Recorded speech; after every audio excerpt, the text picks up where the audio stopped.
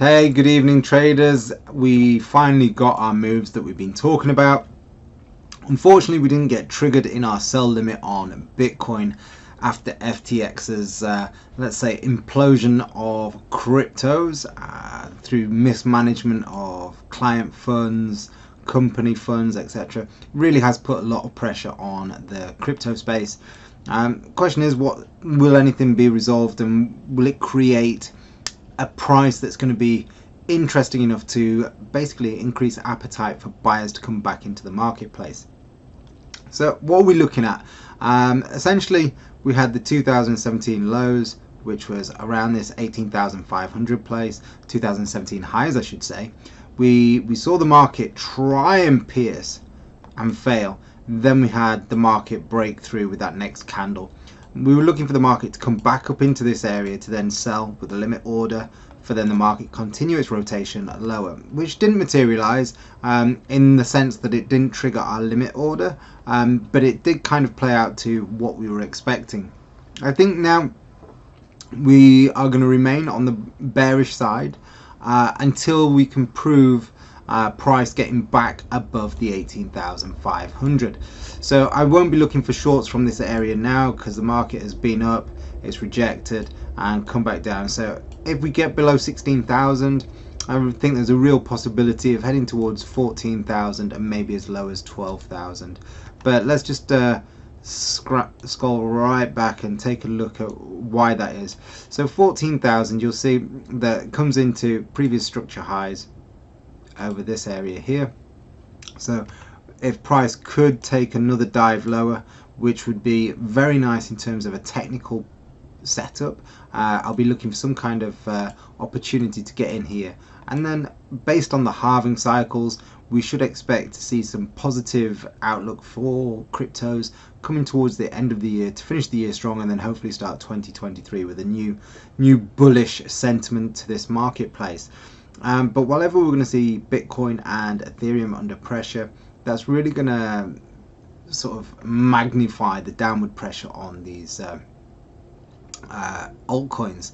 One of them that has been really suffering in recent and particularly on the back of FTX is Solana, and we're seeing Solana at prices we probably never thought we would see, considering it was right up here at 260 and seeing it this last week testing $10. Now we are sitting at $14. Potentially we could see some opportunities here, but you know, like I said, this is going to be we want to see a little bit of confirmation from Bitcoin and Ethereum. So I'm going to use Bitcoin above 18,500 as my barometer for bullish sentiment, but just looking at the hourly chart, if we do see Bitcoin start to push above 18,500, we should see some positive sentiment from across the altcoins. Now, two areas to watch, especially with Solana. One would be around $18, and the other one, if you are short-term traders, would be in and around this $15 mark, because what we could see is we could see a short-term push above here. We could look for opportunities just to trade it long into, if there is a bit of a relief rally, up in towards that $18 mark. Now $18 and above, hopefully that would be where we see Bitcoin start getting above 18,500, and then we can start looking for some nice cyclical opportunities to start taking advantage of the next, whether it's a bull cycle or just a short-term rally, we'll have to see. But I would like to think that we're going to start to see a bit of bullish sentiment in this space, should we be able to navigate our way through the shit that has followed FTX and create a little bit of positive sentiment in this space. In terms of a personal investment, it's not something that's really impacted me. I've been out of crypto in terms of physical investment for a number of months now, because I've been anticipating a drop. The question is, how low will it go, and where do we want to start looking at getting back into this space?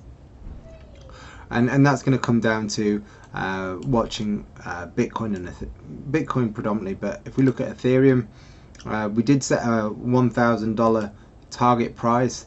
It came about $24 short of our initial target price, but like I said, don't be surprised if Bitcoin's going to plummet into 14,000 and 12,000. then $1,000 I suspect will get pierced, and then we can look for it on the way back up. So that'll be the solution that I'm looking for, especially for this market. If we are going to see Bitcoin dive and dive lower, then I'll be looking to use $1,000, this price point here, as a potential opportunity to trade a higher low and then get back into the next bull cycle.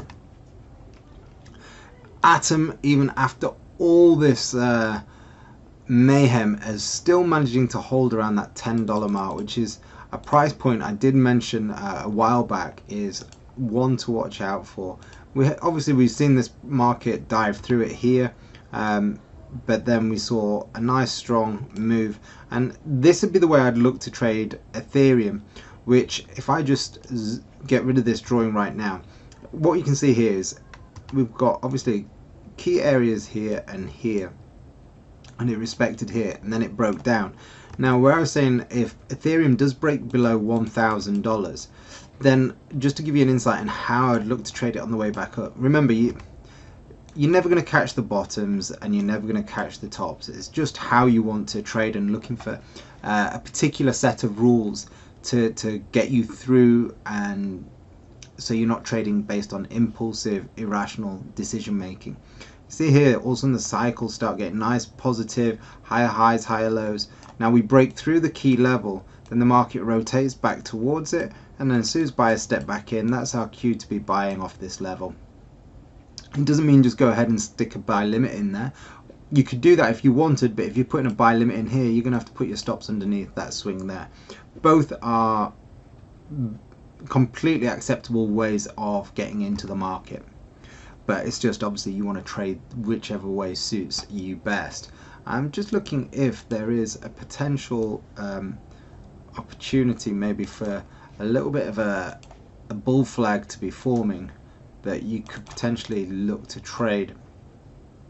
So maybe if we do get another push up, one more move lower, and then again use this same level as I referred to on Ethereum, but also here with Atom, as the market comes down. Now for those of you that like to, let's say, trade a little bit more aggressively, if this move does play out, let's say we can see it's coming down here and we've got this sort of broadening pattern coming in, let's say the market does work its way through here and does something like this, you might be able to find that the market comes into a structure point like this where it tests both previous lows over here at $6, tests and rejects the bearish descending trend line acting as support. That could be a confluence of factors why you could be looking for a rejection here to get long as your first entry, and then using 9.5 as a potential second entry, 9.5, $10, looking for the market to break out of this bullish corrective move.